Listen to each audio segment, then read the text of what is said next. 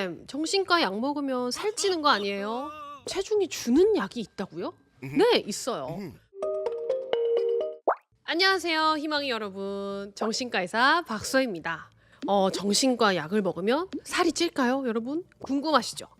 오늘은 그래서 정신건강의학과 약과 체중의 관계, 그리고 정신과 약에 대한 오해를 좀 팍팍 또 풀어드리는 그런 영상 마련해봤어요. 많은 분들이 정신과 약 먹으면 무조건 살이 찌더라 이렇게 잘못 알고 계신 분들이 많아요. 어떤 약을 먹느냐에 따라서 정말 다르거든요. 어떤 약은 심지어 체중이 줄게 하는데 더 효과가 있기도 하고요.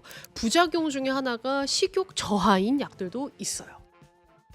먼저 체중이 줄어들 수도 있는 약부터 얘기를 해보자면, 우리 ADHD 많이들 들어보셨죠? 가장 잘 알려진 게 이 ADHD 약입니다. 메틸페니데이트라고 하는 성분의 콘서탐, 페니드, 메디키넷 요 약들이 이런 체중 감소가 부작용 중에 하나예요. 각성 효과가 있다 보니까 상대적으로 식욕은 좀 눌러주는 효과를 가지고 와요. 또 우리 우울증 약 있잖아요. 우울증 약 중에서도 체중을 빼는 효과가 있는 약 있다는 거 알고 계신가요? 대표적으로는 부프로피온이라고 하는 약이 있어요. 갈망을 좀 낮추는 효과가 있거든요. 이 약은 다른 좀 우울증 약들과는 달리 체중의 변화가 없거나 오히려 살짝 감소시키는 효과가 있고요. 그리고 또 한 가지 플루옥세틴이라고 하는 약도 있어요. 이거는 우리 거식증이나 아니면은 막 폭식증, 이런 식이장애가 있는 우울증 환자분들한테 정말로 많이 사용되는 약이거든요. 이것도 식욕이 약간 떨어지는 그런 효과가 있고, 부작용 중에 하나가 약간 더부룩한 느낌이 드는 그런 부작용이 있어서 더 먹지 않게 합니다. 또 체중이 늘 수도 있는 약도 있는 건 맞아요. 그것도 솔직하게 말씀을 드릴게요. 대표적인 게 이제 뭐 올란자핀이나 클로자핀, 퀘티아핀과 같은 그런 항정신병 약이거든요. 항정신병 약 하면은 주로 이제 조현병이라든지 아니면 조울증이라든지, 그리고 이제 심한 우울증의 부가적인 요법으로도 많이 사용이 돼요. 아쉽게도 이 약들은 체중 증가가 좀 있어요. 대표적인 또 아리피프라졸 이라고 하는 성분의 이런 항정신병 약인데, 되빌리파이라고 하더라고 그거를. 그리고 이제 올란자핀 같은 경우에도 진짜 풍선처럼 막 이렇게 터진다 뭐 이런 이제 우스갯소리가 있는데, 정신과 약으로서 굉장히 효과가 좋은 약이거든요. 근데 이 체중 증가 때문에 너무 어쩔 수 없이 못 먹게 되는 경우들도 간혹 있긴 해요. 그러면 왜 이렇게 살이 찌느냐? 이게 이제 뇌의 히스타민이라고 하는 수용체를 차단하게 되는데, 이 히스타민은 식욕 조절에 관여를 합니다. 그래서 이 신호가 차단이 되면은 식욕이 늘어나는 그런 좀 부작용이 있고요. 이제 멀타자핀과 같은 약은 살이 좀 찔 수도 있는 그런 약이에요. 그리고 이제 기분 안정제라고 해서 우리 조울증에 주로 사용되는 무드 스티빌라이저라고 하는 약들이 있어요. 발프로익 엑시드라고 하는 약이 있는데, 얘가 정말로 또 살이 좀 잘 찔 수가 있고요. 리튬이라고 하는 약은 상대적으로 발프로익 엑시드보다는 조금 덜 하긴 하지만 얘네도 체중이 좀 증가될 수가 있어요. 특히나 조울증 환자분들은 이 약을 먹고 안 먹고의 삶의 질이 많이 달라져요. 그래서 이런 약을 쓸 때는 체중 증가에 굉장히 조심하면서 또 환자분들한테 꼭 알려주고 써야 한다. 최근에는 그래서 이런 체중 증가의 부작용을 줄이는 약들이 계속해서 개발이 되고 있는데, 가장 최근에 나온 애는 이제 라투다정이라고 하는 신약이 나왔어요. 최대한 체중 증가가 일어나지 않게끔 해주는 그런 약이고요. SSRI라고 하는 계열이 있는데, 이 친구들은 대체로는 살이 조금 빠지거나 크게 영향을 주진 않는다. 기분을 안정시키는 약 중에서 아까 리튬이나 발프로익 엑시드 같은 경우에는 체중 증가가 좀 많이 일으키다 보니까 라모트리진이라고 하는 약이 이제 그것보다는 좀 덜 찌게 하더라. 질환 자체가 호전되거나 혹은 그 질환의 증상 때문에 체중이 변화하는 경우도 꽤 많아요. 저 같은 경우에도 개원을 준비하는 그 1년 동안 살이 10kg가 찌더라고요. 갑자기 킹받네. 그러면 살이 빠지는 경우는 어떤 게 있을까? 대표적인 게 결국 이제 우울증인데 멜랑콜릭 우울증이라고 해서 정말로 의욕이 없고 입맛도 떨어지는 그런 좀 일반적인 우울증을 생각하시면 좋겠고 또 불안 장애가 있는 분들도 살이 빠질 수 있어요. 우리가 막 긴장된 상태를 떠올려 보세요. 긴장돼 죽겠는데 갑자기 배가 막 고프면서 뭘 먹고 이럴 수가 없잖아요. 그러니까 식욕이 뚝 떨어지게 돼요. 그 다음에 이제 조울증에서는 이제 조증 상태나 경조증 상태에서는 살이 빠지기가 쉬워요.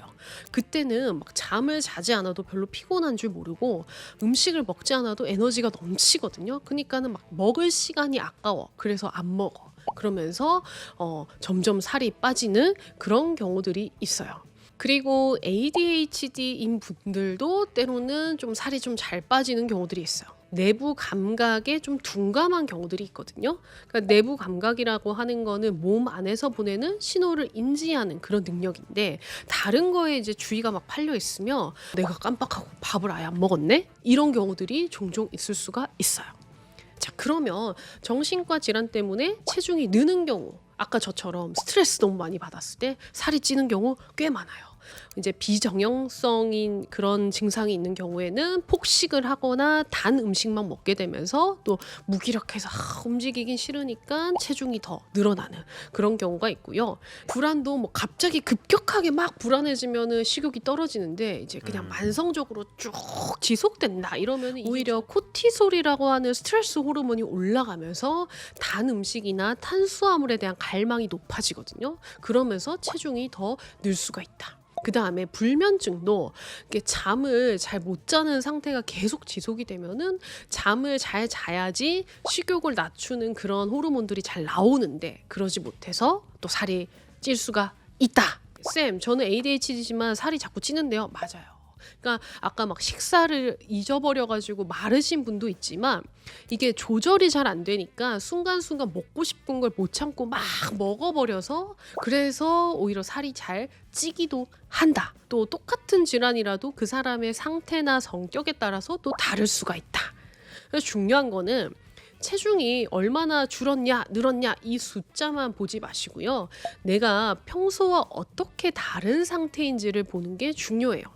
예를 들면 요즘 들어서 막 음식 맛이 안 느껴진다든지 야식을 안 먹던 사람이 자꾸 막 폭식을 하고 단 게 땡긴다든지 뭐 평소에는 잘 챙겨 드시던 분이 끼니를 자꾸 잊어버린다든지 그런 평소와 다른 변화를 잡아내는 게 중요합니다.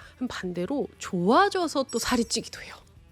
정말로 많이 제가 이거는 체감을 하는데 특히나 우리 어머님들, 아버님들 우울증이 심해가지고 입맛도 없다가 식욕이 막 돌아온단 말이야. 의욕도 생기고 그러면서 이제 살이 좀 찌는데 이거를 약의 부작용이라고 오해하시는 경우가 꽤 있어요. 또 불안장애도 불안할 때는 막 소화 안 되고 이러다가 내가 살이 자꾸 찐다 이렇게 얘기하시는 어머님도 되게 많거든요.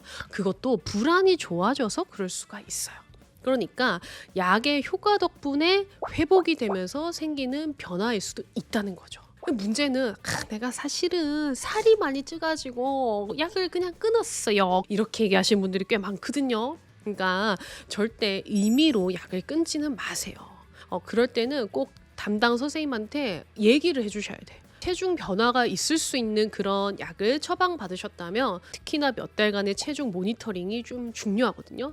저 같은 경우도 이제 진료실에 체중계를 두고 아예 진료하다가 중간중간에 체중을 재게끔 하는 경우도 있어요.